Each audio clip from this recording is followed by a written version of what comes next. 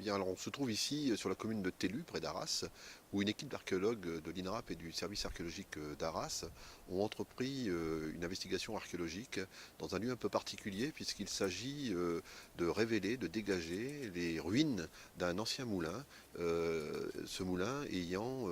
été décrit par un auteur assez célèbre, Louis Barthas, et en ayant décrit ce moulin lors de mouvements de fraternisation qui sont rapportés dans son ouvrage sur ses carnets de guerre.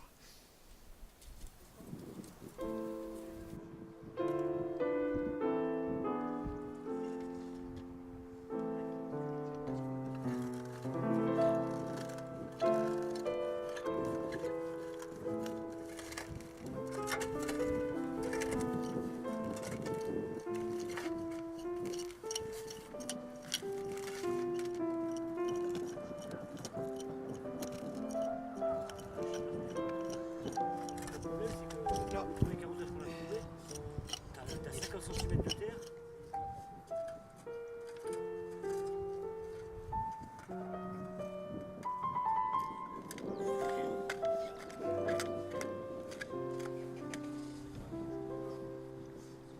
Alors Louis Barthas écrit en décembre 1915 qu'il est affecté à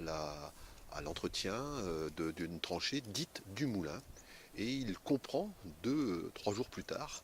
pourquoi cette tranchée s'appelle la tranchée du Moulin, puisqu'il constate devant lui un amas de briques, de ruines qui correspondent à cet ancien moulin. Il blague même en rapportant qu'il imagine la tête du meunier lorsqu'il y reviendra après la guerre.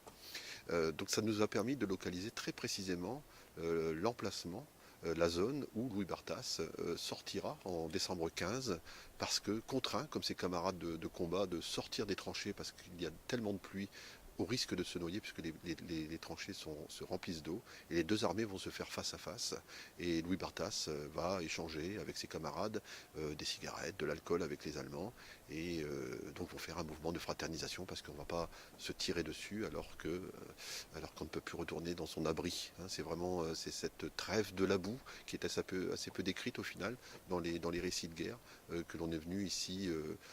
renseigner par cette opération archéologique.